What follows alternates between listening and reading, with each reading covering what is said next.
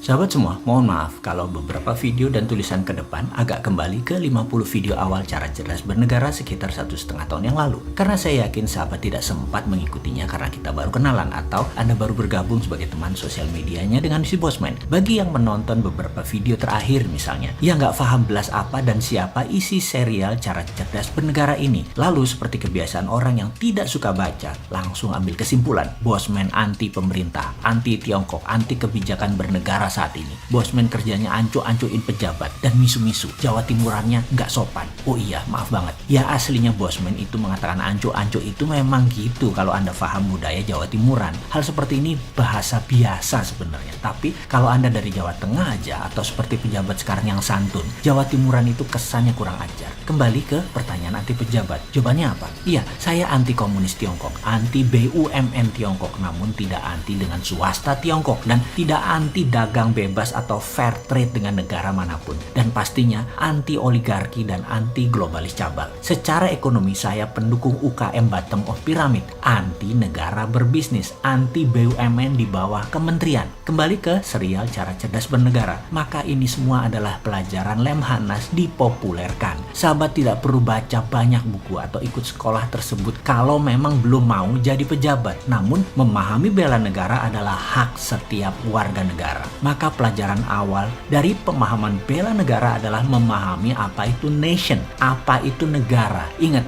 negara bukan pemerintah. Negara NKRI itu bukan milik pejabat atau seenaknya mengelola negara atas nama pemerintahan yang memenangi pemilu. Negara punya rakyat Indonesia. Negara bukan punya pemerintahan yang 5 tahunan berganti mengelola. Kita semua tahu bangsa Indonesia lahir terlebih dahulu sebelum negara NKRI berdiri, yaitu ketika Sumpah Pemuda tahun 1928. Barulah negara NKRI berdiri di tahun 1945. Dan pemerintahan, ya periode sekarang periode Pak Jokowi, itulah pemerintah. Karena itu segala hal mengenai kebijakan kalau merugikan atau ada kecenderungan merugikan negara, kita ingatkan, dan itu adalah hak setiap warga negara. Caranya ada dengan demo teriak-teriak, ada lewat udara ala Bosman. Kalau warga negara punya hak, maka nation, negara juga punya hak-hak tersebut, disebut namanya nation right. Nation right lebih tinggi dari human right. Hal ini sering disalahartikan dan bisa disalahgunakan oleh pemerintahan yang otoritarian atau cenderung menggunakan kekuatan hukum untuk menghukum hal yang tidak sesuai dengan maunya kebijakan pemerintah. Tipis memang kekuatan demokrasi terpimpin Pancasila dengan demokrasi ala barat dengan bernegara otoritarian yang kebanyakan adalah komunis, atau demokrasi yang dipelintir ala negara masing-masing. Singapura gitu-gitu bukan negara demokrasi 100% ala barat. Singapura punya gaya pemerintahan sendiri, gak boleh beda dengan pejabat atau penguasanya rakyatnya. Mana ada sih yang berani teriak berbeda di Singapura? Malaysia sama juga, tipis-tipis dengan Singapura.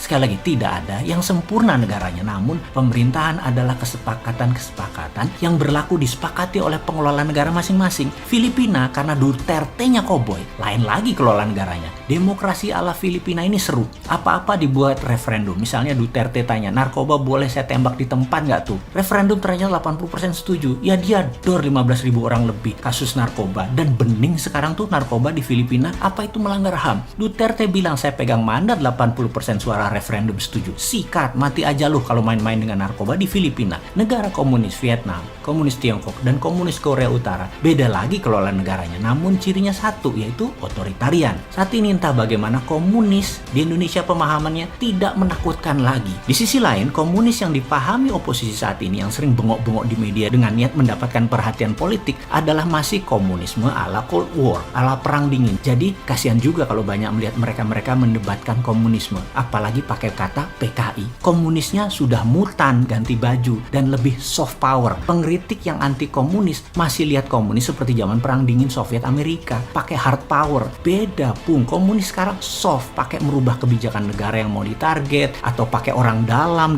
tanda petik. Perangnya beda, mainnya lebih cantik mereka sekarang. Jangan teriak model tahun 60-70-an zaman James Bond, zaman Cold War. Beda sekarang komunisnya. Yang menjabat sekarang podo nggak pahame. Karena itu kena jebakan dimainkan soft power. Lucu ya, yang mengkritik salah ilmu ketinggalan zaman, yang dikritik sama sekali nggak paham karena kesumpel cuan. Karena itu terlihat nggak nyambung kalau ngomong di media massa mainstream yang memang bukan solusi, tapi yang memang cari sensasi. Satu teriak PKI, yang satu kerjasama dengan negara komunis sebagai business as usual. Ini semua tidak akan terjadi kalau paham apa itu nation threat. Jadi apa itu ancaman bernegara? Kita tanya pejabat sekarang yuk. Ini perusahaan asing BUMN Tiongkok mengeduk tambang sumber daya alam di Sulawesi masuk ancaman nasional apa tidak? Hutang negara setiap tahun naik itu nation threat apa bukan? Impor yang tidak bisa terselesaikan selama 7 tahun menjabat ini yang naik terus kebutuhannya itu nation threat bukan? Kalau bukan ya lanjutkan. Kalau ancaman mana solusinya? Ngomong-ngomong, adakah lembaga di negara ini yang menentukan ancaman saat ini ya di Indonesia? Kok nggak ada suaranya? Apa memang nggak ada atau tidak punya kemampuan bernegara?